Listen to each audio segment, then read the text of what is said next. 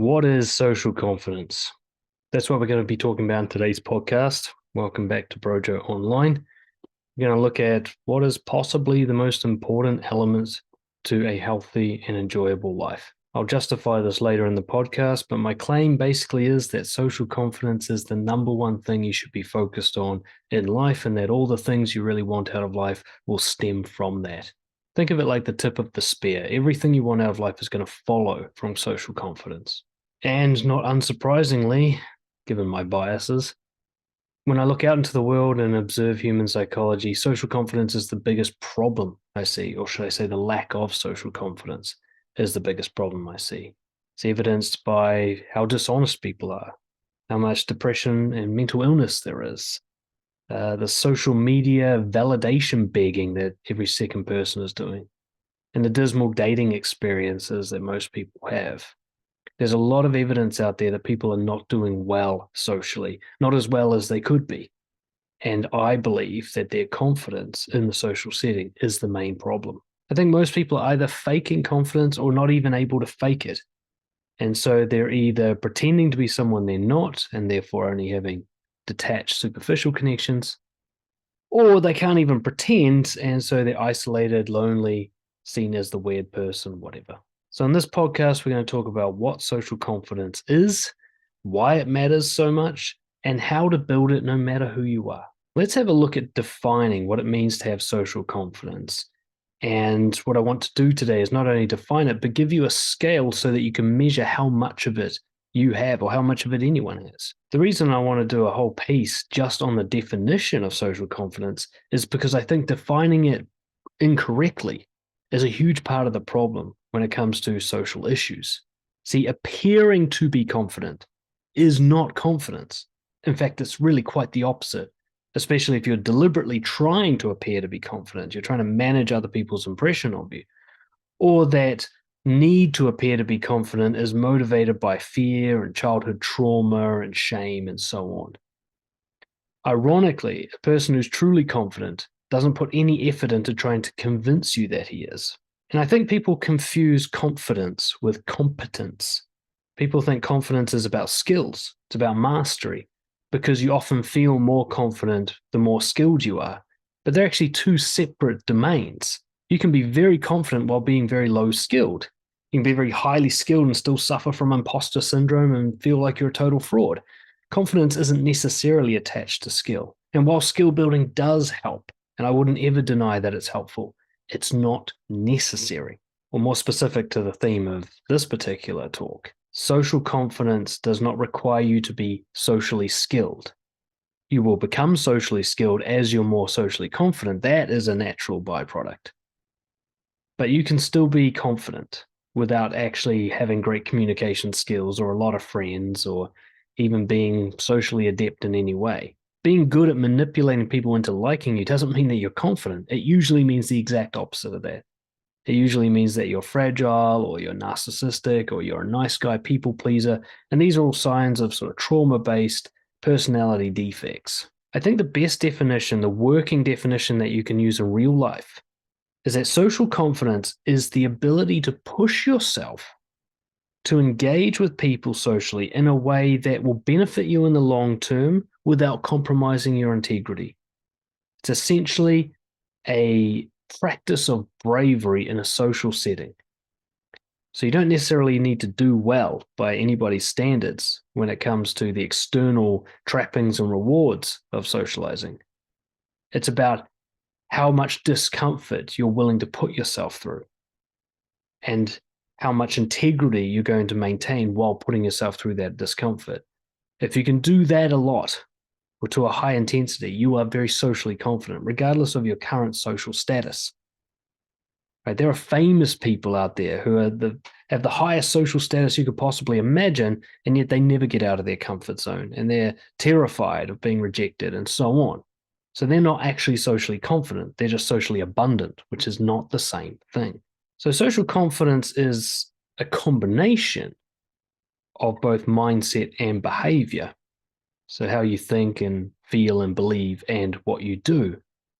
But really, it's mostly about what you do. See, ultimately, who you really are, what you are being, is an action. Being is, it's verb. You can think you're confident without actually being it. And you can be confident without feeling sure of yourself. And I'm not talking about fake it till you make it. I'm not talking about pretending to be someone you're not. But I'm talking about boldly engaging in behaviors that make you uncomfortable, regardless of thoughts and feelings. That's confidence. And I really do believe, and I've seen this evidence with my coaching clients and in my own life, that if you behave with confidence for a long enough time, you will also get external rewards. You'll get deeper, meaningful connections. You'll have people that love you. You'll find communication gets easier and easier and you become more skilled. But those don't need to come first. They come second. They're the reward for being confident. They're not the prerequisite for confidence. So I've recently designed a little model that I call the 5 I's, as in the letter I in the alphabet. Initiate, introduce, interest, invitation, and intimacy. Okay, think of those as a grading scale that you build up your confidence within. They're all behavioral traits. And the more you practice them and the higher levels that you practice, the more confident you are, whether you feel it or not. So the courage to initiate, that is to initiate interactions with people, to make the first move, that's step 1. Introducing yourself, so breaking the barrier from stranger to known, that's step 2. Showing interest and escalating the connection between the two of you, that's step 3. Inviting people into your life, going from where you met them to somewhere else, that's step 4. And then increasing intimacy, becoming more vulnerable and honest and revealing more truths about each other. That's ultimately step 5, and that is a continuous, endless process. You can keep being more intimate with people until the end of your life. So because I've gotten into the trend of jiu-jitsu lately, I've given it a scale like belts, okay, just like a martial arts. And this is where you can kind of figure out where you're at and where you need to go. And some of you might be socially abundant, you have lots of friends and stuff, but you're still a white belt. And others of you might feel that you don't have many close connections, but when you look at what you're able to do socially, you're actually quite confident. So let's have a look at where you're at in the scale. White belt, you don't yet initiate. All right, you don't start things. Things have to come to you, if anything. So if you're a white belt, what you need to focus on doing is getting out into the social world, surrounding yourself with opportunities, and trying your best to just begin interactions. It can be as small as making eye contact, through to saying hi to someone, breaking that barrier between interacting and not interacting with somebody. Next is blue belt. I'm going to go much further than that. So your next focus is to start introducing yourself, to start making sure that you know each other's names and you know a little bit about each other. There's a classic line that you can use that is always true, so you're never compromising your integrity, even though it's a script. And that is to say something like, I don't think I've met you yet. Hi, my name is Dan. It's a really easy line to remember, and it's always true if this is a new person. So it's a great way to start introducing yourself, and you can use it anywhere. Gas station, dance class, the gym, it always works. So next is purple belt. So you can initiate and introduce, but it's rare for you to express your feelings to someone about them. So now you're going to start showing people how you feel about them. Just telling people if you like them, if you like something about them, if there's anything about them that you appreciate or noticed. Start letting them show that you've actually been affected by them and that you have feelings about them. Next is brown belt. Means you're now quite comfortable letting people know how you feel about them, but you're kind of stuck with meeting them where you met them. Say you met them at a dance class, you only ever see them at the dance class. You've both established that you like each other. So now it's time to start bringing people into your life, inviting them to things that you're doing outside of where you met them, and creating a bridge where now they're not just the person you're in a dance class with, now they're your friend. You've gone to coffee together, you went to the beach together, went on a hike together, they're now part of your life. Finally, we've got black belt, which is a never-ending journey.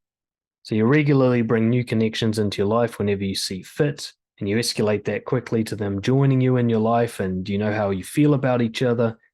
And now you're going to just turn up the intimacy. You're going to become more polarizing, more honest, more vulnerable. You're going to start setting boundaries with each other, and you're going to create a deep and meaningful connection.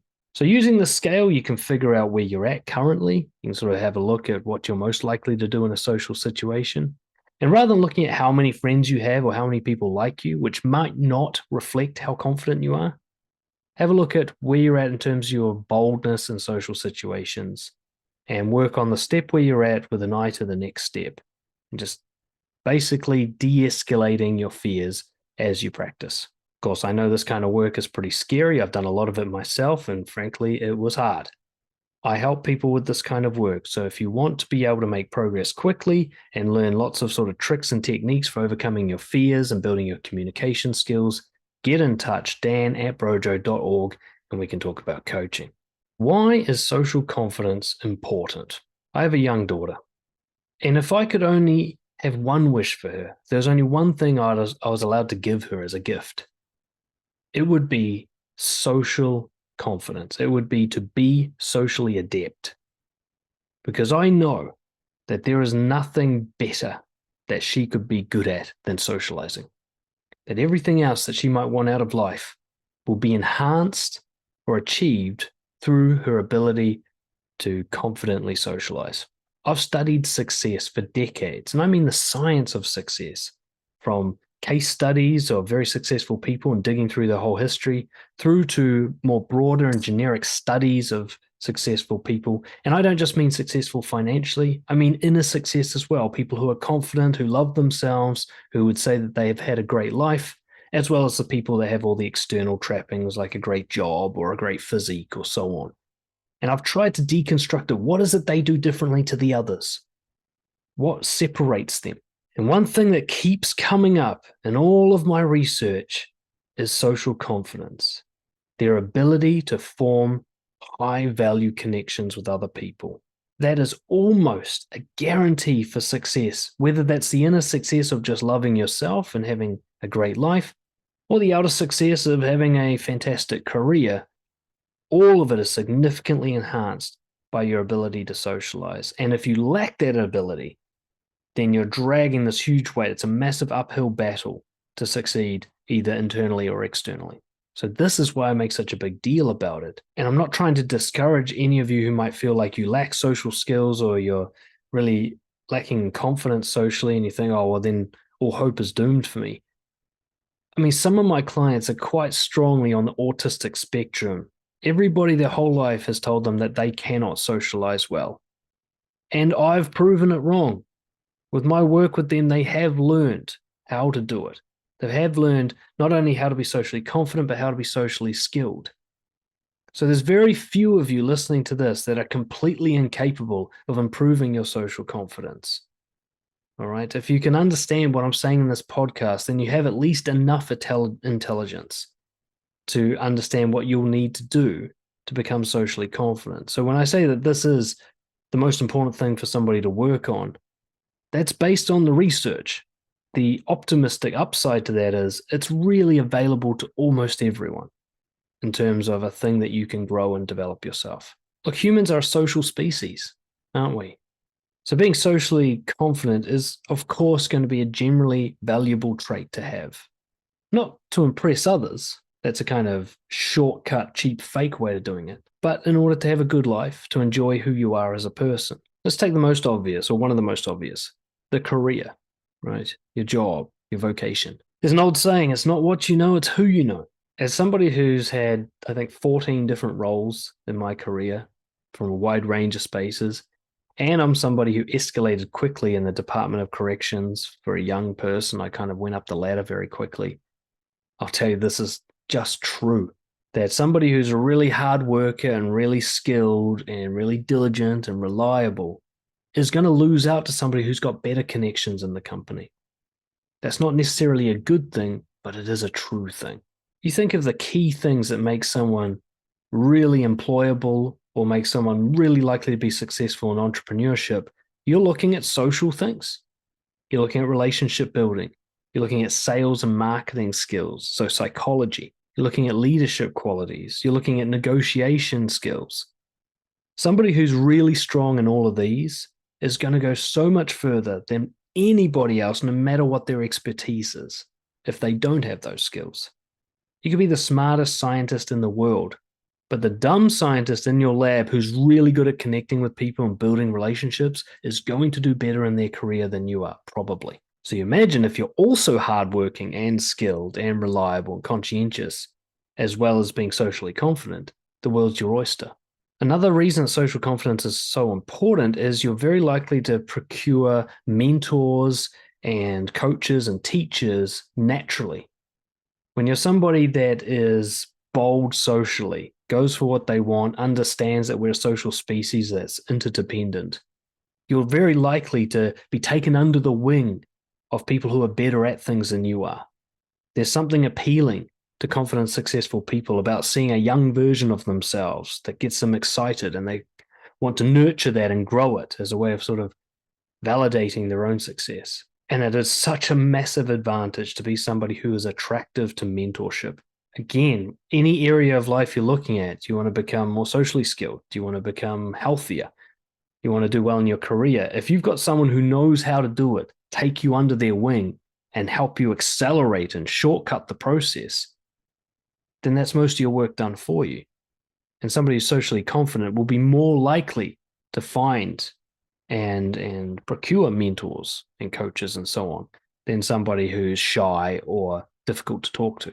Creating a network of mutually supportive people. There's an old African proverb that I love. You can go fast alone or go far together. Generally, people who are independent and don't work with others do move very quickly because they don't have to consult with anyone and they're not held back by the herd. But they do hit barriers and ceilings very quickly because they only know what they know and they can only do what they do alone. Whereas somebody who is able to harness the power of a tribe, of a community, where everyone supports each other, you can go anywhere that anyone else in the group has gone to, right? Because you can tap into that knowledge base and that wisdom and learn from them. And of course, you can support others as well, which is very rewarding in and of itself, but also builds great connections. And so the community just gets stronger and stronger. People in a community are far more likely to do better in whatever it is they want to do better at than the lone wolf who's only got the one mind working on the problem. Now, there's a famous study done by University of Harvard, the longitudinal happiness study, I believe it's called, where for 70 years they studied thousands of people to see who ends up with the highest quality of life and why. Now, you can look up the study yourself, so I don't need to go into the details of it, but they essentially came to one clear conclusion. People with deep and intimate connections with others were the happiest. Now, there are some exceptions. There are some people who prefer to be alone and they genuinely mean it. It's not just some trauma coping mechanism. But for the most part, if you're a normal human being, which you probably are, the best thing you can do with your life is create great connections with other people. There's pretty much nothing else that's going to satisfy you more and ensure that your final days on this planet are enjoyable. Loneliness is a killer. Those of you who are lonely know what I'm talking about. I've been lonely. It's a horrible place to be if you don't want to be there. You can feel the stress. You can feel how it hurts your health. My early 20s, I really looked unhealthy as a result, I believe, of loneliness, of feeling like I wasn't really connected to anyone, even though I had lots of so-called friends and socialized with people a lot. It was like I'm an alien floating around in the humans, pretending to be one of them. It was a horrible feeling. And now I don't have a huge circle of people who I call friends. I only have a few, but I feel peaceful with it. I feel like I can just be myself around them, that they know who I am, that it's unconditional love. And I can see how good that is for me. I can see that if I'm on my deathbed when I'm 70 and I can see nobody's going to remember my work like this shit and nobody reads my books or anything, and I'm just going to be another person who died, another statistic. But if I'm holding the hands of my loved ones in that moment, and I look back at all the quality time I spent with my daughter and my wife and my few friends, my family, that's enough. It really is enough. I'm really quite satisfied with that picture in my head. Like I've already finished life. I've already clocked it. And I suspect that this is the case for most humans. I think we're biologically wired for this.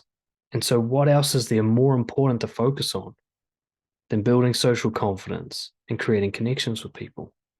What's going to bring you more rewards than that, internally and externally? There's another hidden benefit that a lot of people don't think of, and that is that socializing is a mirror. The more we interact with people and dive deep with them, the more we practically learn psychology.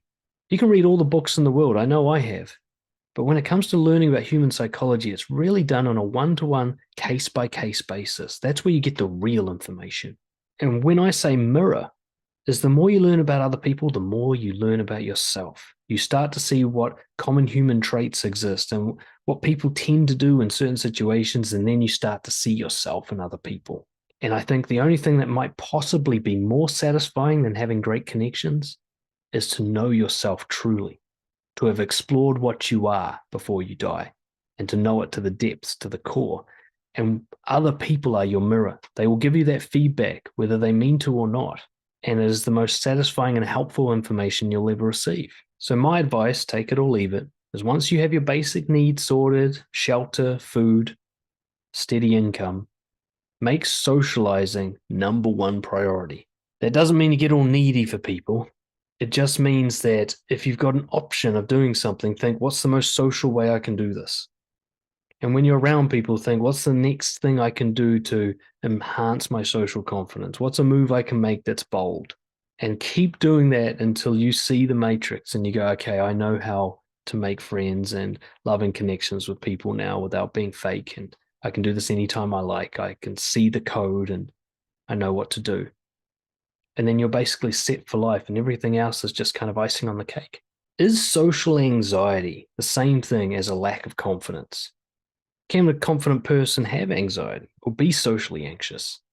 Let's answer that question now. I think a lot of people think of anxiety as being synonymous with low self-confidence. That anxiety is like a symptom of not being confident in yourself, and they assume that confident people simply don't experience that emotion. And if that's you, I just want you to notice that belief right now. Notice how it sounds, that confident people never get nervous, never get anxious. Are you sure about that? Many emotions that we deem as negative, we also associate with some sort of confidence problem. We think if we lose our shit and get angry, we have a confidence problem. We think if the movie made us cry, that we're not strong enough. We think if we're nervous or depressed or confused, that we're lacking something. There's something wrong with us, and it's got something to do with our confidence. But what if that's not true at all? Do you really believe that confidence is non-stop happiness? That social confidence is non-stop love and connection with people? Do you actually believe that? Why? Where's the evidence for that? Confidence is not non-stop happiness. I have studied very confident people for a very long time, and not one of them has failed to display the entire range of human emotions. Not one. They all feel everything. Confidence isn't a feeling. It isn't that, yeah, I'm doing well feeling. That might be happiness, a nice emotion to experience now and again. But you'll find it so much more helpful to think of confidence as a way of being, a consistent way of being. It's in your behavior and your actions where confidence is measured, not in how you feel. Socially confident people still feel anxiety. They feel all the emotions. They might not feel them to the intensity and the degree that certain low self-confidence people feel them. They might not escalate them and compound them with miserable self-image. But the initial, normal, natural human emotion, they certainly feel those. They just react to emotions differently. See, a low self-confidence person will react to certain emotions with shame and misery, and they'll compound them. They'll feel nervous, and then they'll feel angry that they got nervous, and then they'll feel embarrassed that they got angry about being nervous. And what Dr. Russ Harris talks about, this kind of stacking of emotions, where one emotion reacts to another emotion. Whereas confident people just have the single emotion because they got no problem with it. They don't have an emotion about the emotion. They just have that emotion. And so they have a quite different experience emotionally than other people do. See, what you think of as social anxiety is really just normal anxiety compounded by shame and confidence problems. Normal anxiety is fine. It's a little bit of a buzzing in your stomach, a heightened sense of awareness. It can actually be a kind of thrilling experience, like the thrill of walking out on stage before your band plays to a massive audience. I mean, that's a good feeling. I'd rather have that than happiness most of the time. But if you're ashamed of being anxious, then that's going to become a nightmare for you. So one way to think of confidence, social confidence, is really shamelessness. They don't think there's anything wrong with how they feel. They are totally at peace with whatever emotion arises. They don't have a hierarchy, happiness at the top and anxiety at the bottom. They're all equal members of the committee. Every emotion counts. Every emotion is helpful. That's their perspective. And so when they have an emotion, their response to it is so different. to someone who's struggling. If you're ashamed of anxiety, and if you call it social anxiety, you probably are ashamed of it. You'll either fake it, which is you'll pretend to feel the opposite. You'll pretend to be really confident when you're dying inside, kind of thing. You'll hide it. So you'll just merge into the background, not let anyone see that it's happening. Hope that you don't get caught. Or you'll apologize for it. Like you'll let it be known that you're feeling this way, but in a really shameful way, like you've done something wrong. Or you might suppress it. You just get drunk or whatever to try and, drown the feeling. And of course, these approaches to having anxiety lead to disastrous results, socially speaking. If you're faking it, you'll only have superficial connections and you'll feel alone even when you're surrounded by friends. If you're hiding it, then you're not really interacting with people and you can't get intimate with them, so you'll just have no connections or none of any value. And of course, if you apologize and you're shameful about it, then you'll provoke either pity or scorn from other people. So they'll look down on you, whether it's with compassion or not, they're still looking down on you. And of course, if you suppress it with alcohol and drugs and so on, then you really don't have any social experience. It just doesn't count. It's like you weren't even there. My biggest ever social revelation was that confident people do have these emotions. They're just shameless about it. And they can just say it without any sense of apology. And it actually becomes really endearing. My first ever experience of this, which I wasn't mature enough to understand at the time, was I was at a party. There was a girl who I actually had a crush on at the time. And her boyfriend was making a speech for her birthday. And his speech was just one line. I remember it perfectly, word for word. You still make me nervous.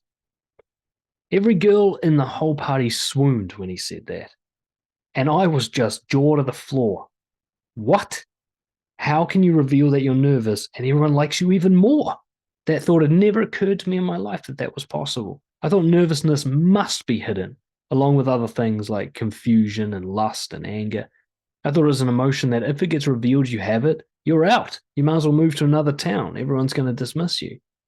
The idea that it could actually be your strength, that people would like you more because of it, I just couldn't wrap my immature little brain around that fact that was clearly in front of me. This guy had the girlfriend that I wanted, and every other person in there probably wanted him as well. And he wasn't a particularly amazing guy, but the way he said things like this sparked a little seed in my brain of understanding, like, okay, there's something here that's happening that I don't do. And if I knew what it was, things would change for me. Own it rather than hide it. That is the secret. Once I discovered that secret, my social life changed dramatically. My struggles with women went away completely. My inability to trust whether or not my friends were real solved. Previous beefs I'd had with certain family members resolved, right? This was the key. I had to reveal what I feel, even if it's anxiety, as if it's totally fine. And in doing so, I made it fine. It was talking about it like it's okay that made it okay. I once stopped a girl on the street and told her that, I thought she was gorgeous and I wanted to say hi. She was a little suspicious because she couldn't believe that I was this confident. That's how she put it. She's like, what's up with this? Because I'd been, practicing this kind of socializing for a while and I was pretty comfortable with it, at least bold enough to do it. And she just couldn't get her head around it. She'd never seen this done before. She thought maybe it must be a scam or something. She's like, you're too cool and confident. Something's up. I said, no, I'm not. And I took her hand and I put it on my chest so she could feel that my heart was pounding. I was nervous as shit. I was just so used to being nervous and doing it anyway at this point that kind of didn't occur to me that I might not appear to be nervous. There's a bias called the spotlight effect, I think it is, which is you think you're so much more obvious than you actually are. And you think that all your thoughts and feelings are right there on the surface when actually you've got a poker face. And I was experiencing that. I thought it was obvious that I was nervous, but to other people, it really wasn't. And when I put her hand and she could feel it, this undeniable evidence that I'm having strong feelings, nervous feelings, she melted like a candle. I've never seen anything quite like it. She was so stoked that she had had that effect on me. And so amazed by the contrast between my behavior and my feelings that I could behave confidently while feeling nervous. That in itself became the conversation we had, this idea that you can be nervous and confident. She had never considered that before. Yeah, it's not like she's still in my life or anything, but that was just such an amazing experience for us to have together. And all I did was own my nervousness. I put it out for everyone to see. And it was her favorite bit. Social anxiety is just anxiety in a social setting. We don't need to give it an extra name and make it sound like it's some other thing. It's just being ashamed of being anxious when you're around other people. That's it. We all get anxious around other people. We should be to some extent. If they're strangers or it's a new environment, it makes sense to be on edge a little bit. Other people are the biggest threat to people that there is. I mean, we're humans, we're top of the food chain. The most likely thing to harm you is another human being. Anxious is fine. Anxious is sensible. If you walk around thinking, yeah, everybody's fine all the time, you're going to get hurt, right? So why you'd think it'd be wrong to be anxious in a new environment, especially if you have other things that contribute, like if you have mental illness or you're more introverted, there's certain things where you're more likely to be anxious. Well, that just makes sense. Why would it be considered wrong and shameful? Anybody who gives you shit about being anxious is a horrible person that you shouldn't have in your life anyway. So it's a great qualifier. If you're like, oh man, I'm so nervous right now, and they're like, huh, loser, you can just be like, okay, that's not going to be my next friend. That's simple. Don't need to waste time there. Stop telling yourself that you're afraid of other people because that's not quite true. You're just ashamed of anxiety. And if you weren't, other people wouldn't intimidate you so much. You're worried about their response to your anxiety, not about actually their threat in a general sense. You can practice this by doing what I call showing up without pressure. So if you want to build your social skills and your social confidence, but you want to do it without feeling pressure and feeling like it's a big chore, just give yourself the minimal possible push, which is show up, right? Whatever the event is, let's say you've been invited to a party, at least get to the party. You don't have to stay very long. You're allowed to leave whenever you like, but don't stay home. Just at least arrive at the party. And then, if you can, try to initiate a conversation with at least one person. Just say hi, introduce yourself maybe, but no pressure to go any further with that. If the conversation naturally keeps going and you feel comfortable to keep doing it, then you do. But if it doesn't, that's fine. You don't have to force this to any sort of destination. And then basically, you just stay at the party as long as you want to, and you leave as soon as you don't want to be there anymore, or you anticipate that it's getting uncomfortable. If you do nothing but that, it's essentially a form of exposure therapy. The more often you do this, frequently, without pressure, the less scary social situations will seem. And then you'll be able to see that, hey, even if I do have anxiety, it's fine. Nothing bad happens to me. So maybe I can talk about it. And if you are going to tell people that you're feeling anxious, and I hope that you do, use the same vibe as you might talk about what the weather is outside today or what you ate for breakfast. Like it's the most normal, okay thing to talk about ever. Like it's almost mundane. Like it's not a big deal. Now, it might feel a little bit forced, even fake perhaps, to talk about it like that. What you're trying to do is you're resetting your belief system to acknowledge the truth that anxiety is a normal human emotion. So we're actually being truthful, even if it feels wrong. So if you were to be truthful about anxiety, you wouldn't attach shame to it. You wouldn't say, oh, I'm a bad person for having anxiety. No, you're a human being for having anxiety. About the only people that don't really have anxiety are psychopaths. And everybody else who doesn't appear to have anxiety is pretending. I promise you that. I've studied thousands of people. They're pretending. Don't worry about it. They've all got it too. And the good fit connection with you will say me too, or I understand. And the bad fit connection will dismiss you, reject you, or be mean about it. But think of the difference between like, oh my God, I'm so nervous to be here. I'm sorry. I'm such a loser. That's one way of saying it. Or you can say like, damn, so many people here. It makes me anxious. So what have you got on? Right? It can be said in those two different ways, and you will get vastly different responses. Let's talk about social confidence specifically for introverts. I'm going to do a special mention for introverts for a particular reason, and that is extroverts can still have confidence issues, but it generally leads them to do things that actually create social abundance, like showing off or performing really highly, impressing people with their skills. So even if they don't have particularly high quality or meaningful connections, they can still surround themselves with people even if they're really low confidence. Whereas introverts tend to struggle a lot socially if they also have confidence issues. I mean, I'm an extrovert and I had a lot of confidence issues when I was younger, but I was surrounded by people.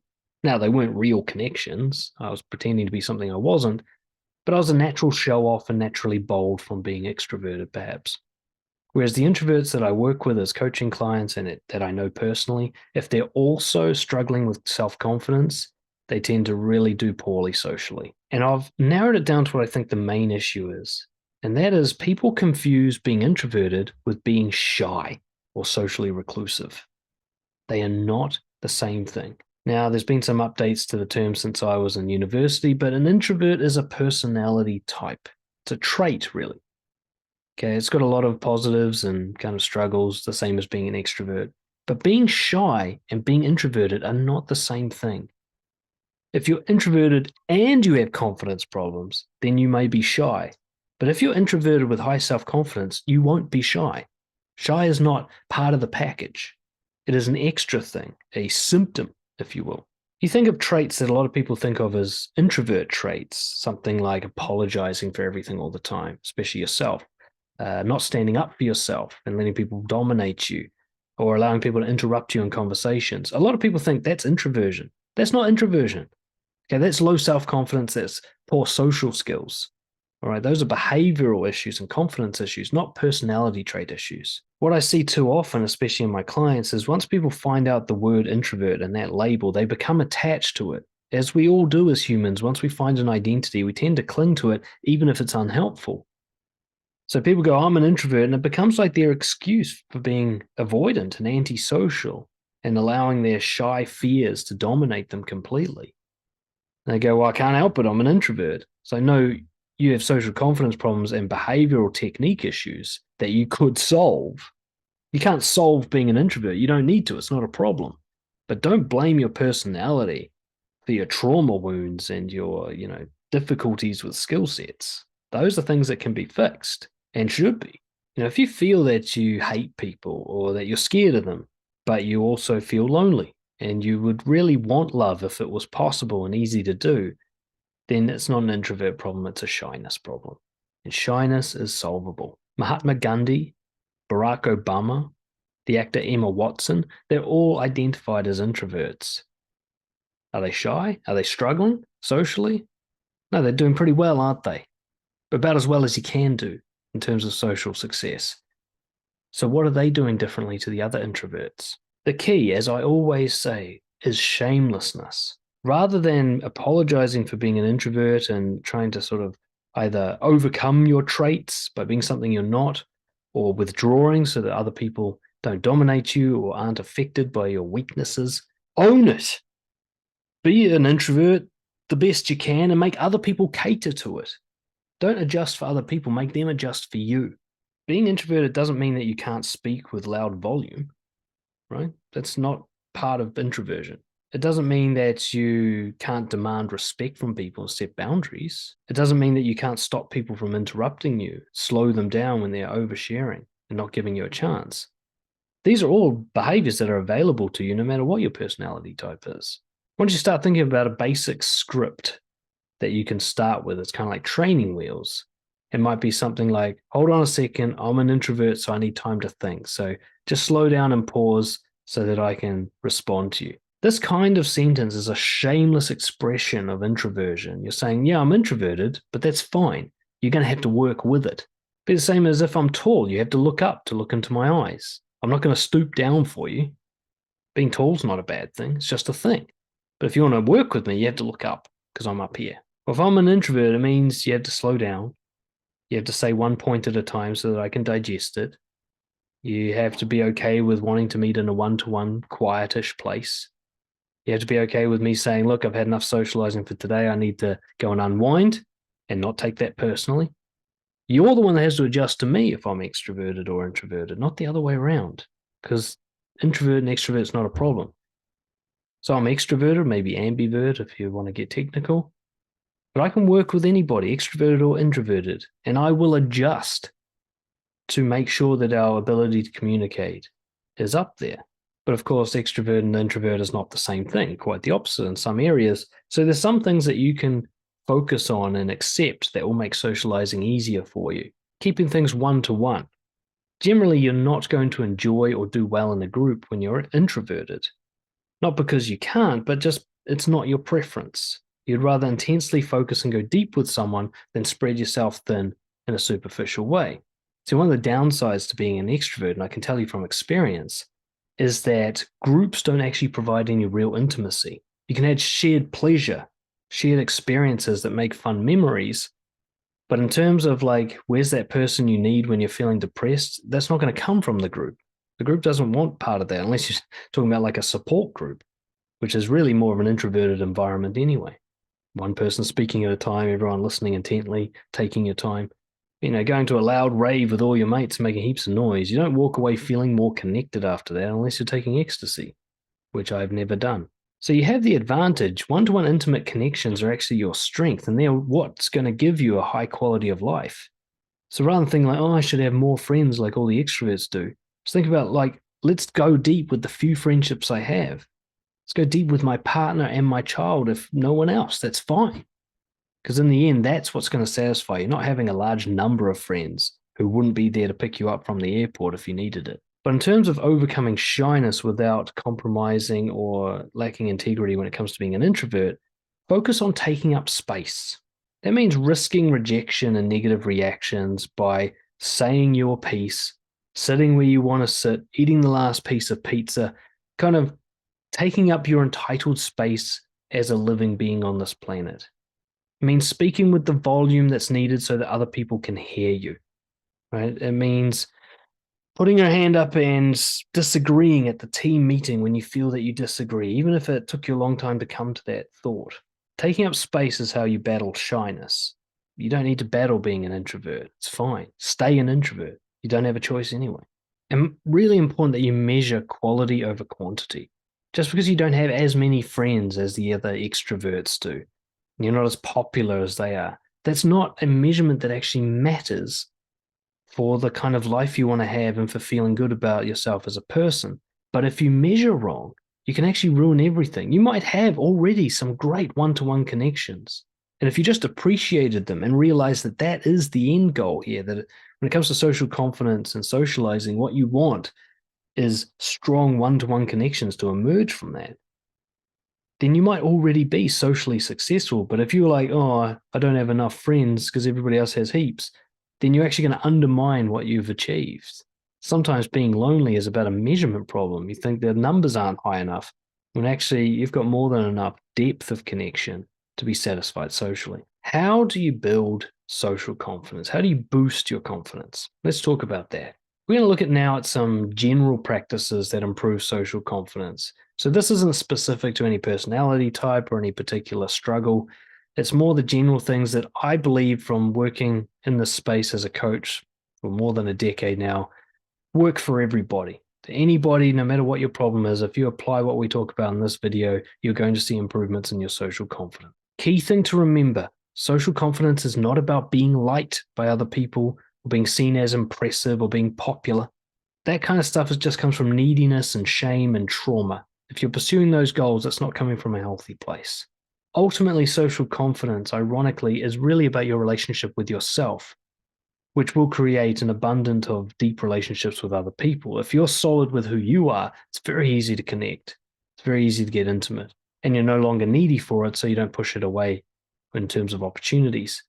Social confidence is really focusing on being bold and shameless, impressing yourself to build that inner relationship. If you imagine the duality of a person where there's the one you are being and the one watching, and you think of it kind of like maybe a father-son relationship or mother-daughter, think about those two people getting along well, them liking each other.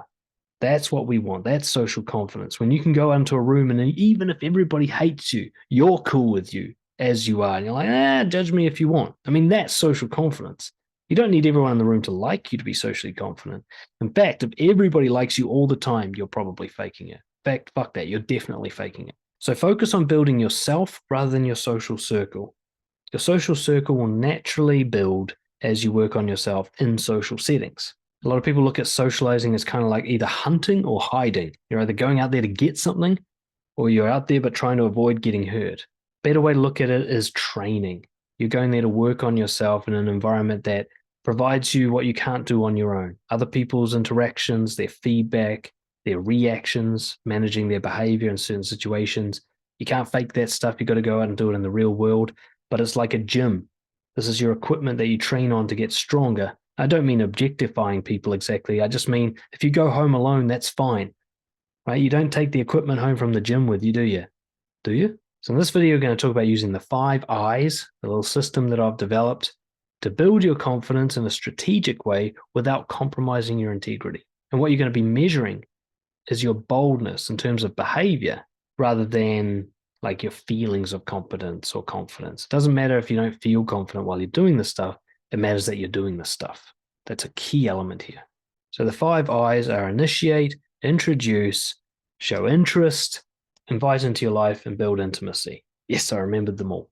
So initiating interaction, starting something, then introducing yourself, breaking the stranger barrier, then showing some interest in them so they know that you have feelings towards them, and inviting them into your life so that a friendship of some kind develops, and then, of course, increasing the intimacy, being more honest and transparent with each other. That's the kind of scale that you're going to work on. It doesn't matter how you feel or what you think, as long as you're constantly pushing your behavior to boldly move up that scale. If you're worried that you should be feeling confident, keep this in mind. Imagine these two people. You got one who feels really nervous and awkward, and yet they go up and they ask out this girl on a date. Is that confident or not? Compared to the person who feels really confident, but they stay home alone, avoiding people. It should be obvious that confidence is really about your behavior. Now, if you're the person who feels real bold and brave and doesn't feel any sort of fear and asks the person out, well, that's nice to have, isn't it? But it's the same behavior as the person who felt nervous and awkward. And actually, the person who felt nervous and awkward gets extra points because it's harder for them. So really, confidence is about uncomfortable behavior. So you just start small and you move up incrementally. It's exposure therapy. You don't do anything that's too terrifying. You don't compare yourself to others and try to catch up to them. You just do your own work. You imagine you get to the gym and everyone else there is buff and you've got like a flabby dad bod and they're all lifting huge weights and you're just doing push-ups. That's fine because you're on push-ups right now and you're not going to go so hard you injure yourself or run away from the gym because you're not as good as the others. You're just going to do your own little workout and slowly escalate over time. Fuck what everybody thinks. And that's the same approach to build yourself socially. I'll give you some examples of increments starting from low going up to high stakes so that you can kind of figure out where you are on the scale already, start there, and then use the examples to move yourself up. Basically, whatever step you're at, stay there until it's comfortable and then move on to the next step. And just keep doing that for the rest of your life. So right down the bottom, we might have just making eye contact or smiling at people, right? No conversation. You just walk past them, just look them in the eyes. Some of you, that's the first step because you're so socially anxious and so on. Next might be initiating conversations with really safe people, like members of your family or people who work at a shop, whereas you start the conversation rather than them doing it. And that's the only little shift you're making. So you normally talk to these people anyway, but you'd wait for them to initiate. You start it. You say hi first, you look them in the eye, so on. You get things started. Next might be what I call non-transactional conversations. And this often happens when you're buying stuff. So you're at the supermarket or the clothing store or the gas station, and there'll be the minimal amount you need to say to make the transaction happen. Try saying a little bit more. It might be just asking them how their day's going, or might be making a comment about what's going on in the environment, like, man, it's busy in here. Just this little bit extra that you don't need to say to get the conversation through to the end of the transaction, just to push yourself beyond staying in that safe space. Next step might be introducing yourself, and you can do this anywhere. So you might be at the gas station and you're like, man, it's busy in here. He's like, yeah, I know. I'm like, oh, I don't think I've met you yet. I'm Dan, by the way. I come to this gas station all the time. Oh, you're John. It's really easy to do. It sounds hard, but it's really easy to do. Maybe the next step will be giving small, safe, generic compliments, just showing a little bit of interest. You know, it might be just something like, I like your shirt, or I noticed your tattoos, man. They look real badass. The thing that you know they're going to like to hear. Just show that you have noticed them, that you do prefer them to other people for some minor reason, to build up the courage to start showing people that you actually have feelings for them. From there, the next step might be actually showing feelings for people, telling people that you like them, telling people that they're the favorite person in your art class or whatever. Start showing people that you clearly like them and prefer them over others. Next level might be starting to be a bit more honest about your preferences. You might start low level, like talking about what your favorite type of music is and what kind of music you hate, through to high level, like where you stand on the Israel conflict or something like that, right? You can build that up slowly. When you show preferences, it's quite a vulnerable intimacy building thing. You're showing people who you really are, where you really stand, what you want and don't want. And this is going to make or break your relationship with people, as it should. Next, we might move into the inviting stage. Now, you might start low level where you just start telling people, man, I really enjoyed talking to you. I hope I see you again sometime. So you're just sort of showing interest and seeing them outside of wherever it is you met them or where you usually see them. And then, of course, the next level after that would be to be more specific in inviting people. Say like, oh, I'd love to see you again. I'm going to this gig on Saturday night. You should come with me. Like, oh, we're both into hiking. Let's go for a hike on Sunday. And taking them away from wherever you met them into your life quite directly, finally taking the risk of a proper rejection. Next level up might be holding strong on your more polarizing opinions and preferences. So allowing conflict to occur between you and other people because you disagree on something, and allowing people to be polarized by you so they can see where you strongly stand and they're either going to love or hate you. Maybe the level after that would be showing direct interest to an intense level, whether it's sexual or deep love, being able to tell people like, man, I really like you, or saying, I want you to come home with me tonight. And really taking that all out like, I'm really into you, so decide whether you like me or not, because this is going further if you do. After that, you might work on building more vulnerability, sharing your weaknesses, your secrets, the things you're ashamed of, demanding that they do the same in return so that it's reciprocal and balanced and safe, and starting to really just open up to people. And then from there, you're basically at the final level. And the next thing would be just boundary setting and long-term relationship planning. So working with people on how you're going to interact with each other so that you survive for the long term. And I'll finish with a very important tip, and that is to exploit the recency bias. If you don't know what that is, we give more emotional weight to things that happen more recently than in the past, most of the time. So this is the reason that doctors might give kids a lollipop at the end of their visit, so that their final memory of the doctor is this nice treat. And that memory will have more weight than the pain of getting the flu shot or whatever. So you can do this to yourself to make socializing something that you're able to maintain and sustain without kind of being overwhelmed by fear and discomfort. So first off, never push yourself too hard. Just to some level of discomfort is enough. And secondly, make sure you end on a high note in some way, shape, or form.